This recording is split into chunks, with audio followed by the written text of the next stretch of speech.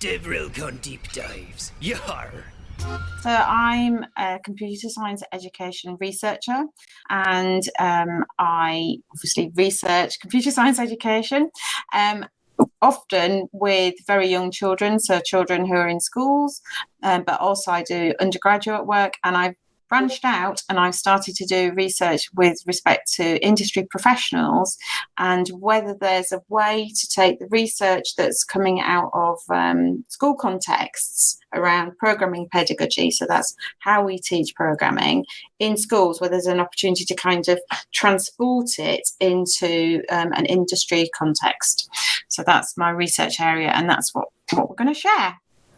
Brilliant. So as I mentioned before, we're looking at can pedagogy research, and pedagogy is not what we teach, but how we teach. And it's whether the research that's being done in schools and universities, whether that can help professionals train and support others in programming. And if you want to come and join me in slide 2, if as we're going through the presentation you have any questions at all, of course you can put them in Discord or you can put them in here. I don't really mind. I got the impression that some people were struggling a bit with Discord. So I've spent 20 years as a professional developer myself. I had a pager in my pocket when we switched over from 1999 to 2000, and the batch cycle didn't fail in the bank, so that was all good. But then I spent 10 years as a school teacher, and because of this really strange experience I had of being a computer scientist developer and a school teacher, I spent about 8 years being a researcher, a resource developer, a teacher trainer, a community leader, so kind of all things to do with implementing computer science in schools. And I worked there for different universities, as well as an organisation called Computing at School, who represent educators in school who are teaching computing. But I'm very excited that now I'm working at the Raspberry Pi Foundation, and I'm in a research centre, which is a joint initiative between the foundation and the University of Cambridge, and it's completely dedicated to research of computer science, computing in schools. And it's not just about the kind of Raspberry Pi devices. That's not our focus. It's about everything. At the moment, I'm doing research on how we should teach AI in schools and how we can use what's called culturally relevant pedagogy in order to make learning more accessible to all learners in computer science. So that's me. And if you'd like to join me now in slide 4, this is a project that I'm going to share with you. And this is a presentation that's like a game of 2 halves. The first half, I'm going to tell you about the research, and hopefully I'm going to persuade you why this is a good idea. And then in the second half, I'm going to do a little bit of actual CPD, that's continuing professional development. So I'm going to train you or teach you or show you one of the pedagogies that we shared with people within our research. So it's kind of 2 bits. And the research project I'm going to share was before, it's from a little while ago. It's actually just before COVID and all those things. So we're on slide 4, if anybody's just arrived. And it was funded by the Mayor of London. It was I devised a set of CPD, that's continuing professional development for educators of 11 to 24-year-olds. And it was in partnership with an organisation called London CLC. And I was working at Queen Mary, University of London. And it was supported by an organisation called the Institute of Coding that you might have heard of. But a big thing for the Mayor of London at that time was that we should have really strong links with industry. And so one of the courses that we developed was a course for industry, and we, as well as it being a course that we delivered, we also did some research about it at the same time. So if you join me in slide 5, and I'll tell you about this industry course. So I can see some of the creatures coming along to the industry course on slide 5. The point of it was to introduce computing education research pedagogy. So this is what I said before, it's how we teach. Particularly programming in schools, but it's the research around it. The idea was to introduce that to you, to IT professionals, with the idea that it might improve how programming is taught in the workplace. That was our hypothesis. Maybe we can take things that we're doing in schools and universities and we can transport them into the workplace, and it might improve how programming is taught there. And we were also very interested, lots of people in the profession in IT, they go into schools and they support in schools as volunteers, and we wanted to improve improve the way they did that in schools, and for them to understand how things are taught in schools. So there was kind of lots of win-wins. And we ran this course 4 times. We did a face-to-face iteration and 3 online iterations. We had 108 participants. Of those participants, 30 people completed the post-course survey. And the best bit was 6 months after we'd done the first iteration, I went back and I said to this group of industry professionals, so what have you done? And we interviewed them, and we can see we've got an idea of what happened immediately after the course, and then we've got an idea 6 months later to see if anything stuck or is what's called appropriated. So if we look at slide 6, I'm not expecting on slide 6 of lots of this to make very much sense to everybody, because this is a lot of education, but these are the models and approaches that we shared basically over a 4-week course. But when I say 4 weeks, it was actually just 4 1-hour sessions. And we ran each 1-hour session as a lunchtime session. So people kind of came along with their lunches, and we kind of delivered this course. And when it was online, we did it as 4 90-minute sessions over 4 weeks. But we introduced these theories. Now, lots of these theories, particularly this first group here, this is the bread and butter of teachers. So this is a thing that when you go to initial teacher training, you're just going to do this. And it's the first thing is called pedagogical content knowledge. It's by a chap called Schulman. It's a really old theory, and it's this idea that you've got stuff to teach, so you need to, your content, and then you've got methods to teach it. And when you're teaching a particular topic, there are special ways that you use to teach certain types of material. Bloom's taxonomy is to do with how we assess, and we use particular verbs to describe children's progression in learning. Solar taxonomy, Biggs and Collies, is to do with how you sequence learning and how you make it more abstract. And semantic waves, you're going to hear a lot about semantic waves, which is one down the bottom, because that's what we're going to talk about in detail. These ones over here, these are ways that we teach computer science in schools, which are specific to teaching programming. So they're different theories and models that we found to be very useful for teaching programming in schools. And effectively what's happening is, as we go further to the right, they become more and more specific or more detailed, with there's some really strong evidence that some of these techniques, they help students to make very significant progress in terms of learning to program. We don't have time to look at all of them. What we're going to do is going to look at the research next, and then we're going to look at one of them. So if you'd like to join me in slide 7, I'm going to talk you through the research questions that we had and the results. So the first research question that we had was, what was the reported impact to the people who turned up to the course immediately after it? So what impact did it have? And 90%, that's, you always want this kind of score, don't you? 90% were more confident to support and train their colleagues. So we had a big tick there.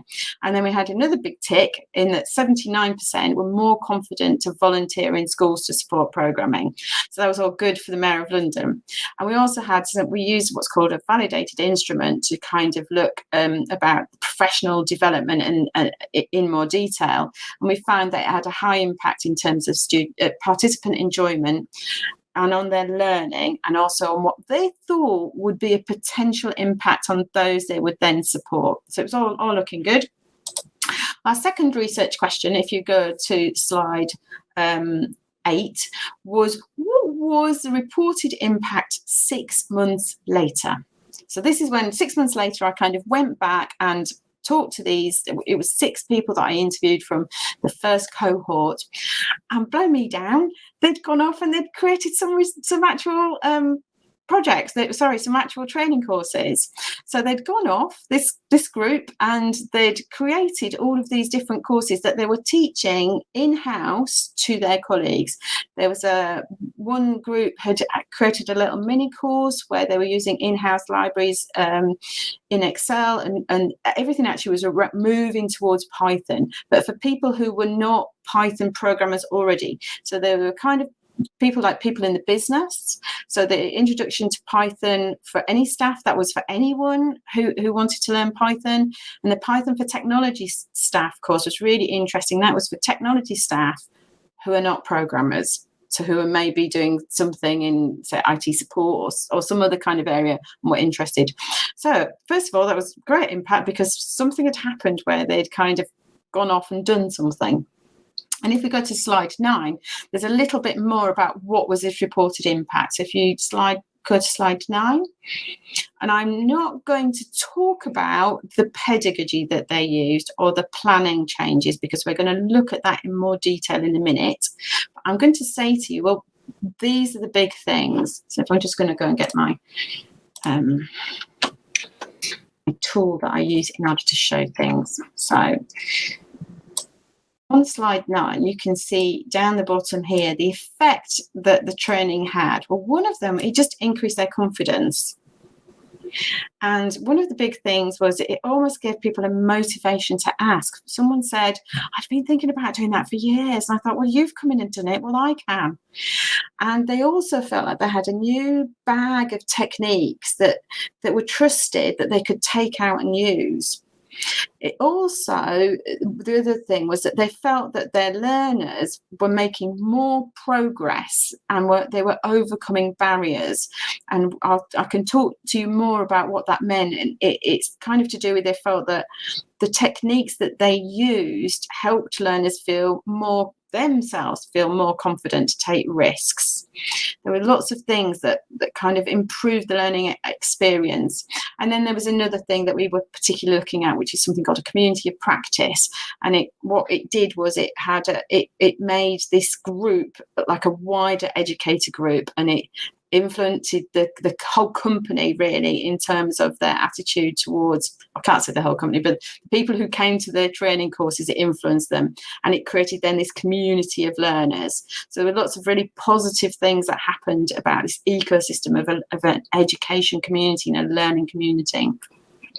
Our third research question, if you come along to slide 10, was we wanted to compare, so just wait for a few to catch up, I've lost a lemur on slide 7, but on slide 10, over here, let me just get my tool again.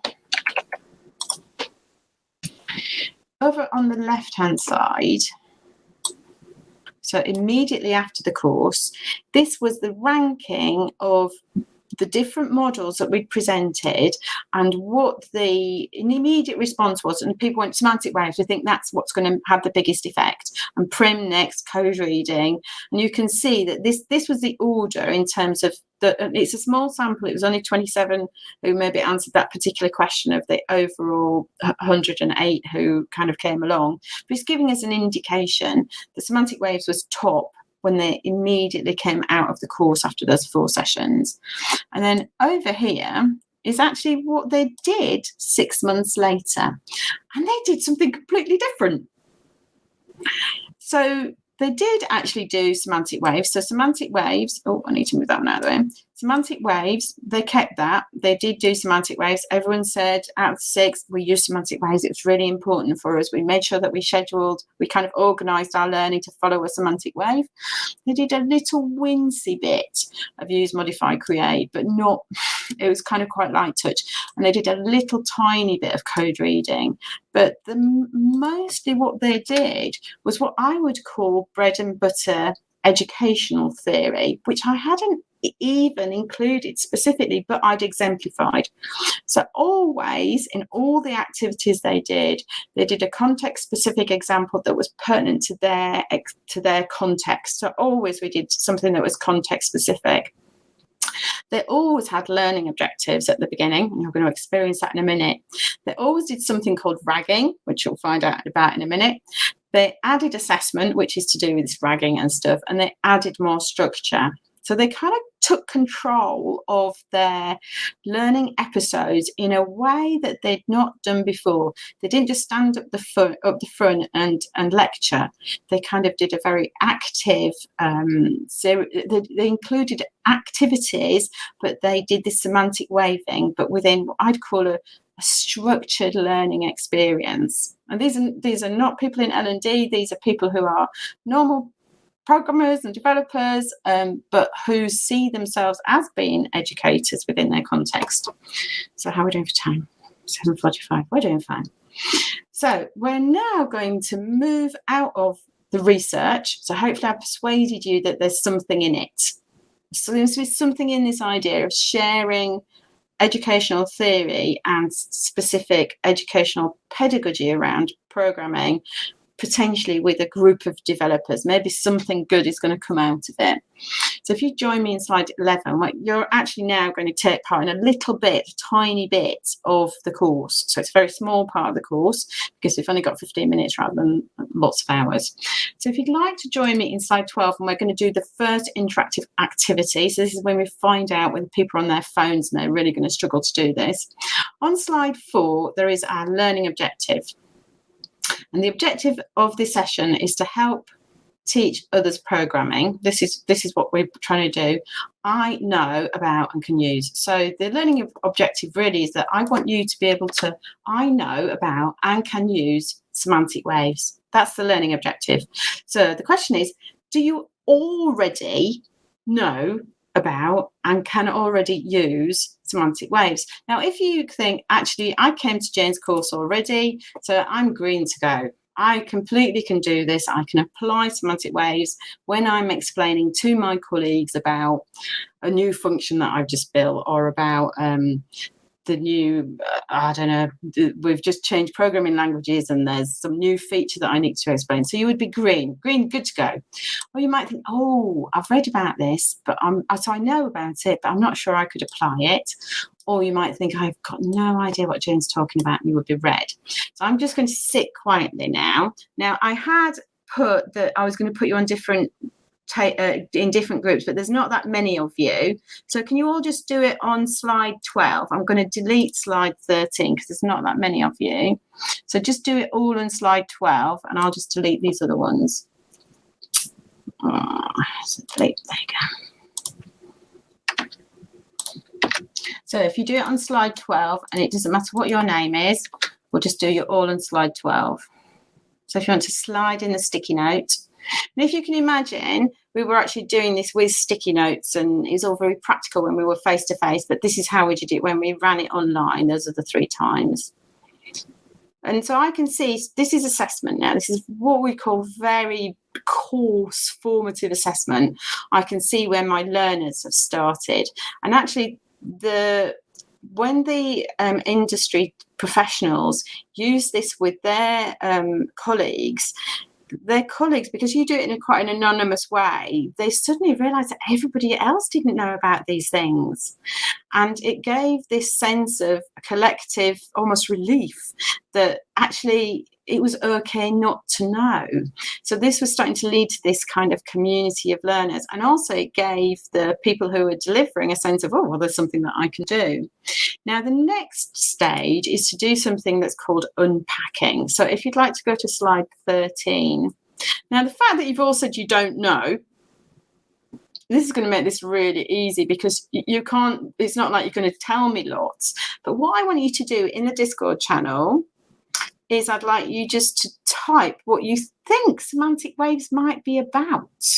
So just any clue that you might have about the word semantic waves, what might it be about? Or maybe you're kind of hiding your kind of knowledge of the topic, away. So if you'd like to just go into the Discord channel and into speaker questions and tell me, you might say, I don't know anything, but let's see. So I'm in the speaker questions now. I'm going to see if anybody is going to type.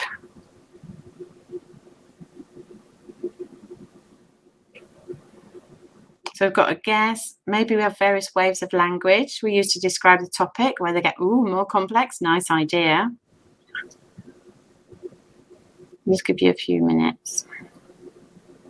Even if it's, I really don't know. It could be about the sea.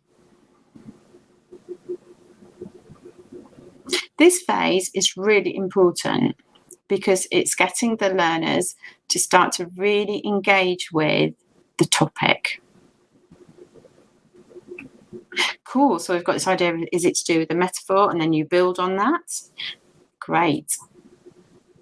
Because often we do have inklings of something, and with the topic that the industry professionals were sharing, actually a lot of the learners had more knowledge than they kind of realized. So they were reticent to say they were kind of mid-level or expert, but actually what was important for the people who were delivering the material was to really start to understand where people started at. And this unpacking is personally important for you as learners. So we've got a great idea. Is it about how the topic is delivered? And it's got more complex understanding as you learn more, and maybe around the syntax and how we teach and describe a new topic. These are all really great ideas. So you started to unpack your knowledge. So now what I'm going to do is I'm going to do some teaching. So if you'd like to go to slide 14, and I'm going to do some heavy duty theory now. So if you come along to slide 14, and it's important for you to be on slide 14. So I'm really sorry, I'm pulling you out of Discord. I would normally have kept it in the slides, but I decided we'd switch it up. I'm sure it was a good idea, but anyway. So slide 14, what are semantic waves? And here's some theory. Semantics is one dimension of a learning theory called legitimation code theory, and it actually comes from sociology. It's not a computer science theory. It's a generic theory that's been applied in ballet, nursing, chemistry, biology. It's a general learning theory, and it's used to analyze changes in a learning activity over time, and it measures two things. It measures the complexity of meaning, and someone talked, I think about understanding and meaning. So if you think about words, sometimes a word such as algorithm, it can be packed full of meaning for some people, but means just a recipe for someone else. But the complexity of vocabulary and the meaning that's packed inside it is the first dimension. And the second thing is the dependency on context. So in terms of context, you might give an explanation where it's completely abstract, there is no context. Or you can give an example where it's situated within a specific context. And to analyse a lesson using semantic waves, we profile it a bit like we profile a criminal. And some profiles have waves, and some profiles they don't. So let's have a look at that. So if you'd like to join me in slide 15, I'm going to explain a little bit more about what we mean by a wave. And you plot it on a diagram. If you go to slide 15, time goes along the bottom, along the x-axis, and then on the y-axis at the top, you have more technical vocabulary. So, I talked about this density of vocabulary. So you have more technical vocabulary up the top, and you have less technical vocabulary down. Oops, that's the wrong one. You have less technical vocabulary down the bottom. So that would be vocabulary that's everyday language. So rather than using the word algorithm, you might say instructions or rules or something like that. Again, at the top, we have sorry, I've got the wrong one. So it's less technical vocabulary at the bottom. Apologies. So more technical at the top, less technical at the bottom. And that's all talking about what's called semantic density. And it's about meaning. The other dimension is about context. And so at the top, if you imagine, you've got a very technical definition and it's abstracted. It's got no context. That's the most difficult kind of thing for a human being to kind of understand. Whereas down the bottom, you've got less technical vocabulary, so that's everyday language, and it's set in a specific context. If you imagine, you could imagine a learning experience where you kind of go into the classroom or you go into the event, and the lecturer kind of gives you a definition or a model that's completely abstract. And then they might do that unpacking that we've just done, where they say, well, what do you think that all means? And that's when you unpack your knowledge. You then might do an everyday activity or an activity that's set within a context which exemplifies that particular concept you're learning. And then at the end, we do a repacking activity and we summarize back up to the top to this, again, a very technical abstract view, and that links in with people's descriptions of what they thought it might be. It's about how you build knowledge. This is all about knowledge building. But we need to give you some more examples to make it make sense. So if you'd like to join me in slide 16. Slide 16 is what's called a high flat line, and these are the lessons that I've been in, often in stats lessons as a PhD student, where it's an abstract concept, it's a technical language, it's the language of experts. I haven't got a clue what's going on, and it just sits at that level the whole time. So you can have a learning experience which over time is all abstract, all technical. And that's a high flat line, so there's no wave. If you go to slide 17, you can have a low flat line. And if I think about my experience of teaching very young children, so it might be if you go into, say, a key stage 1 or a kindergarten or very young children, there's just stuff happening. And it's all concrete examples, it's all everyday language, but there's no linkage to what the abstract concepts are that are being built. It's activity, but it's not being linked. Now, actually, if you really do go into primary classrooms, teachers are ever so clever in the way that they ask questions, in the way they place vocabulary cards, or the way that they use language to actually make a wave. So it might look like it's a low flat line, but actually it's not.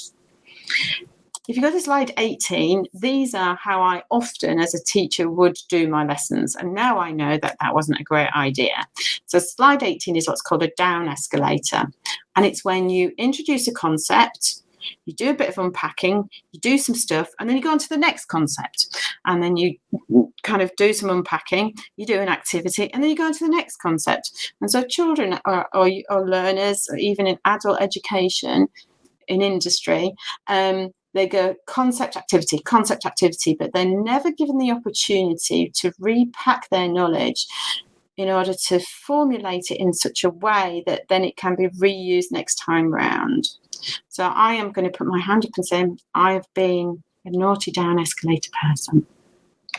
So we're just going to do a really tiny activity because we're kind of getting close to the end. So we've got about 10 minutes left, just less than 10 minutes. If we were doing it for real, then what we would do, if we're in a big proper training course, I would actually get you to, in pairs, groups, particularly if you could be with somebody who you worked with, you would take an activity, something that you teach or train somebody, and you would put it on sticky notes, and you would decompose and abstract your particular activity into parts, and then you would profile it. But I haven't got time to get you all profiling, so I'm just going to ask you to again, we'll use Discord for this. I've got 3 tasks, and I'm not profiling them, I'm just putting them randomly over here, A, B and C. And what I'd like you to think is, if you read A, and it says, I explain a task in easy to understand words of what my colleagues should do in a particular situation. Where would you place that on the profile? Is A at number 10? Is it an A at number 5? Or is A at number 1? Where do you think it is? Similarly, B, when they get stuck trying to do the task, I show them how to do it. Is that kind of level 10 up there in that technical abstract, or is it down the bottom as 1? And then the last one is, I have a framework I use to help me know all of the steps. It's very generalized, I give it them to read. And then I want you to think about, if you're going to teach this, what order would you do it in? Would you start with A, go to B, or C? How would you do it? Now, I don't want you to move them, because there's too many of you. Or maybe actually, how many of you is there? 8, 9, 10, 11, 12, 13. I could do it in the Discord. So what I want you to do is to say, is it like C1, B5, C10, A10? Oops. Did you understand that? Can someone say whether they understand that in the Discord? Someone's typing. I think I get it. Bob gets it. The idea, what you're trying to do is say where each of the sticky notes goes in terms of whether it's a 1 or a 10, and then decide what order you'd like to put them in to kind of get a bit of a wave. You might not be able to get a wave, and we'll move on to that in a minute. So, thank you, Trip. Thank you, Rob.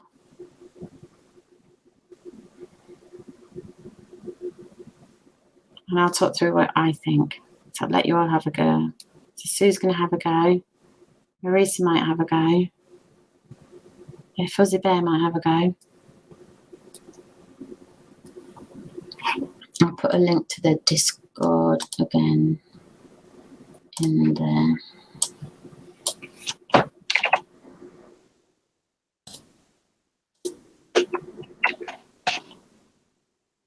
Here's a Discord.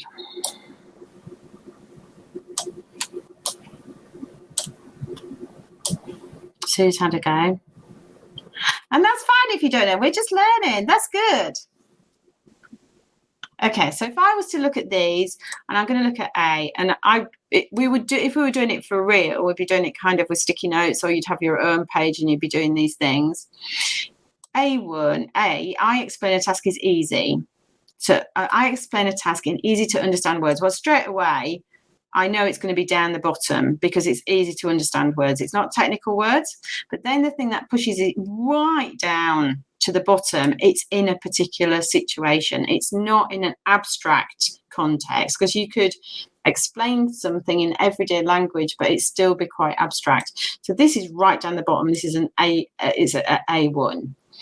B, when they get stuck trying to do the task, I showed them how to do it. Again, it sounds like it's something where you're exemplifying. It might be slightly higher because you might be using language which is more technical, but it's definitely down the bottom because it's with specifically about a particular task. And then C, I have a framework I use to help me know all the technical steps. It's very generalized. I give them it to read. That's right up the top. Now, if we did it this way, we'd kind of have this up escalator. We could create my old favorite, which is what I used to do. So we could create kind of a down escalator, but I think probably you can get like a little wave. You can get a mini wave, can't you? So you can get something that's kind of starting to move with, but you've not completely repacked. So what you'd need to do in this kind of situation, let's see how much time I've got here, would be to change the learning activities and add some more steps in. So you might have this technical framework, and then you might add in, let me get a new sticky note. You might add in another step that's here, and you might ask a colleague what they know or what they understand about this, and can they explain in their own words. By doing that, you're getting them to unpack their knowledge, and they're coming down the wave. And I think probably than just explaining it, I'd probably have another activity down here, which would be something where I give them an example, set up an example for them to try and support as they ask questions. So we're down kind of the bottom, and then as they're finished, then I think I just use this. When they get stuck, I can show them how they I could do a bit of this B activity, or I might ask them to summarize what they now know, and then I'd have something at the end, right at the very end, where I'd get them, or I could summarize. So it would be better if they did it, but ask the learner to summarize their own rules as though they were explaining to a colleague in 2 minutes. By making it really fast, often what that does is that they abstract really quickly, and you find out whether they actually can only explain it with contexts. Now, it's okay if you didn't get all of that, because I've done a really fast introduction to semantic waves. But what we're going to do now is I'm going to ask you to repack what you now know. So if you'd like to go to slide 21, I'm just going to delete out the other ones because there's not that many of you. So just as I did the same thing, I had one of these sticky notes, draw it into the center of slide 21. Tell me now what you know about semantic waves. I'll make some more sticky notes. What do you now know about semantic waves?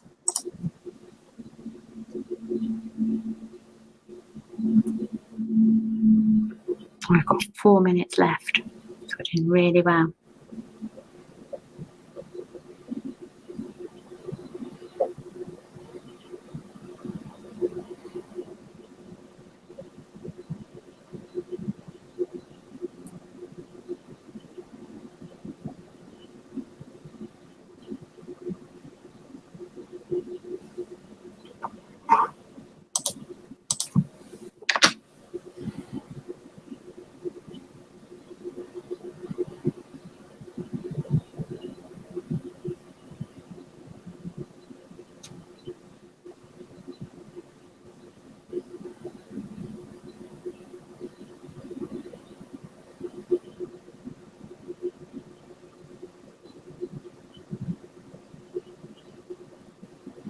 Anybody who's just arrived to this presentation will be thinking this is a very odd presentation because the person who's presenting has been very quiet.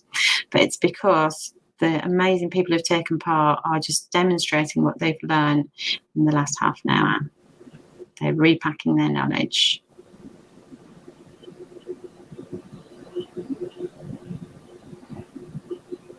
And if you feel like you need a little bit of help, if you go to slide 22, there's a little summary slide. Because you have had it has been very fast and furious.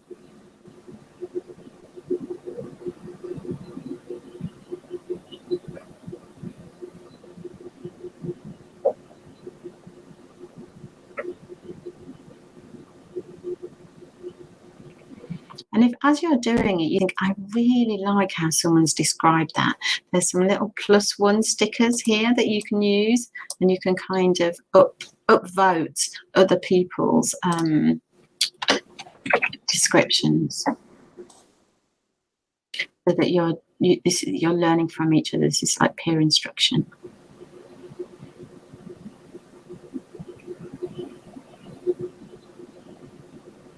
And if you've finished, if you could go to slide 23, and I'd like you to re-rag yourself. I'd like you to consider on slide 23, have you moved any? You know, before you might have been red, have you gone a bit to amber? Are you still red? That's okay. So if you'd re-rag yourself on slide 23.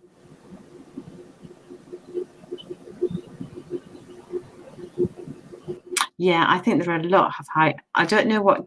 Yeah, DevRel content. Suze, I completely agree with you. A lot of high flat lines.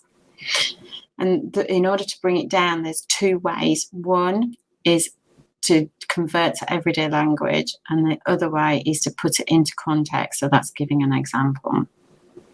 And you might have to do a lot of waving, because for every concept, really, you need to wave to the bottom. And over time, people often need at least three waves, which is a bit of a weird idea, but that's to do with solar taxonomy. So we've got 1 minute left, and I'm going to leave you with final thoughts then for discussion, because I think we've got 10 minutes for discussion. So on slide 24, there's some final thoughts if you've finished all the other stuff. If you're still repacking, please repack. There should be no rushing of the repack. We need time to do that.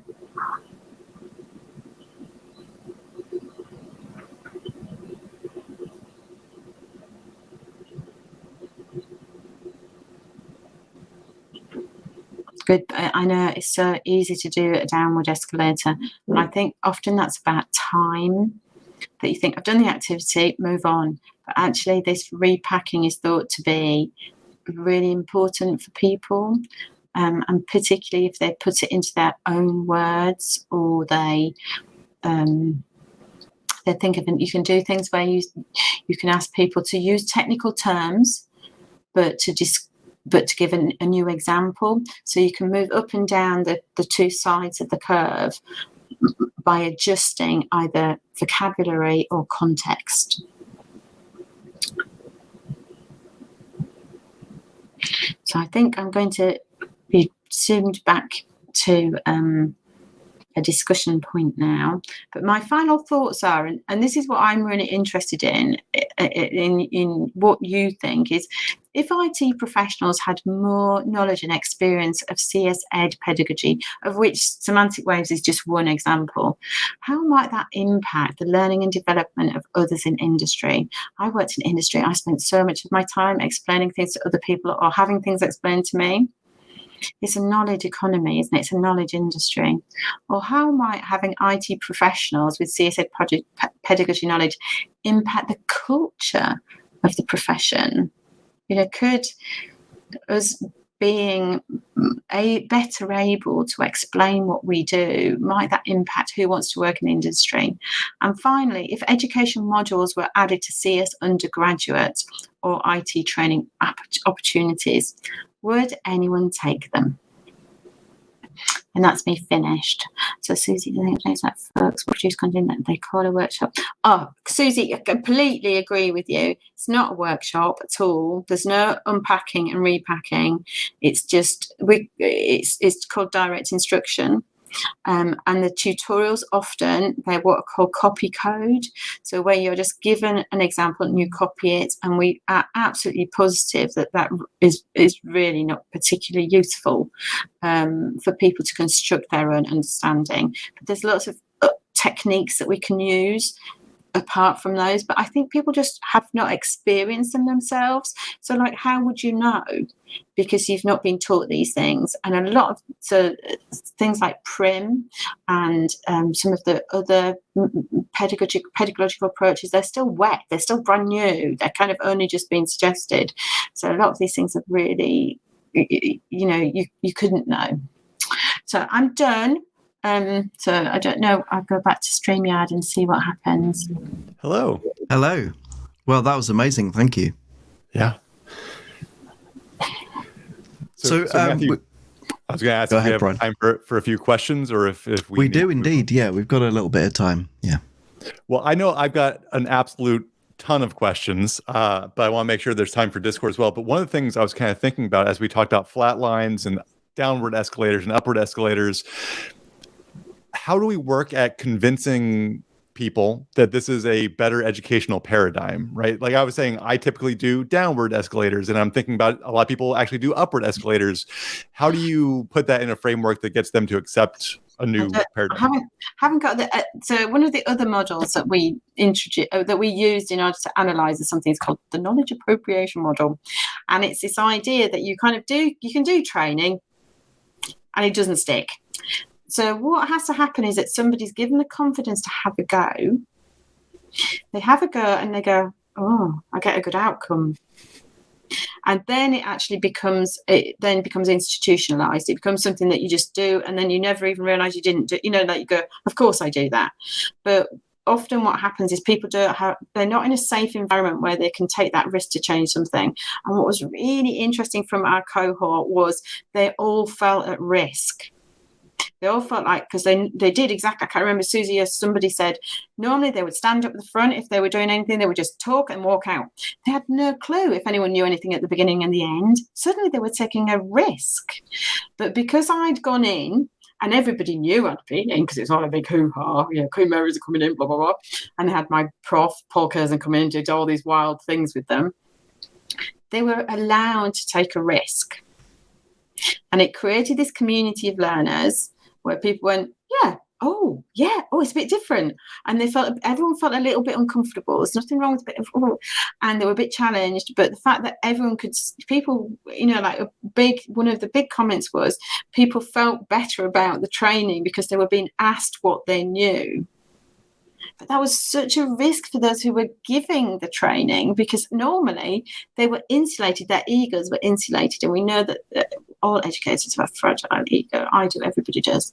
So that's my answer is we can only do it really that way. And I like that you even demonstrated that risk today, right? We had this interactive presentation. We're in an online, very like speaker to audience situation, and it paid off. We had people interacting, and that was great. We have a question from Sue Smith about dev education learners' own context varying pretty wildly and hugely around what they already know. Are there any tips for accommodating cohorts or classes that are widely varied? Yes. So the thing is, know your learner. So what if I'm doing online and I'm doing a longer course, then I spend probably about 20 minutes at the beginning finding out where people are, what they're kind of, first of all, what their context is. You've got to know their context, and then you put them into groups. So when I was doing the face-to-face group, I basically had all the fintech there, and I had all the kind of people from IT help desk there, and I had so we made them sit together. There was none of this shuffling them together. They had to sit together so that then their context made sense to them, because it doesn't work otherwise, or it didn't work for the course we were doing. Then the next thing was about trying to find people who are about the same kind of level, really, so that you can do a thing where you put very experienced people with very unexperienced people, but that can be frustrating for both of them. So there's a lot of research in that and a lot of argument. But my preference is to have two people who are about the same level, so then they don't feel too embarrassed, and then they both can make progress, and they can kind of feel, I'm very much into people feeling comfortable and having, again, that community of learners. So I think the answer is spend a bit of time at the beginning getting to know your learners, make them push them into groups where there's some commonality. Sometimes that's hard. So it was much harder for me in an online course because I was not just in one company. I had people coming from all different companies, but we found something that made them feel like they belonged, and then always have the same group so that they build up a relationship, and all the activities they create, so they create their context. So in slide 20, I've got an example of how you do it. You basically, you work in threes, and you have one person describes an activity, somebody else goes, what do you mean? And then the third person puts them on sticky notes, and you get, between the three of them, they get three contexts. And then for all the activities, they basically profile or bloom or solo it, so that they see for the same context, they use all the different pedagogical approaches to analyze it. Well, that's a long answer. Sorry. No, that was great though. I think it also slightly answers Marissa's question about overlaying neurodivergent learning styles. It sounds like you break it up into cohorts and try to understand those learners. Yeah, and I think so be very careful with learning styles. So learning styles has kind of been debunked in terms of the visual, auditory, and kinesthetic, I think, and there's lots of really strong evidence about that. However, sometimes people feel comfortable in different contexts and with different people. And I think the important thing is that whoever's learning, they're in a situation where the people around them care about them, and that whoever's teaching them has shown as well that they're taking account of them, and they're hearing them in whatever way that is. So it's less you might call that learning styles, but learning styles is visual, auditory, and kinesthetic. But this idea of kind of taking account for and making that person have the materials that they need in order to access the learning, then that's really important. So I think that's a really, really, really good and important question. Really important. So thank you for that question. Yeah, and so I hate to say, but we actually have to kind of keep things moving again. And like there's so much, as you might say, to unpack and repack with all this that maybe we should do more with you later around this topic, right, Matthew? Absolutely. We'd love to have you back for another session. So, because I feel like we're just starting here, and there are so many questions in the Discord and so on that there's a lot of interest in this. Good, and we've got lots of material at the foundation, so I can kind of leave you with lots of. We've got what we call quick reads, where we explain semantic waves and we explain cognitive load or explain prim or those kind of things. They're written for teachers at the moment, so they're not written for industry professionals, but you'll get the hang of it. DevRelCon Deep Dives. Yar!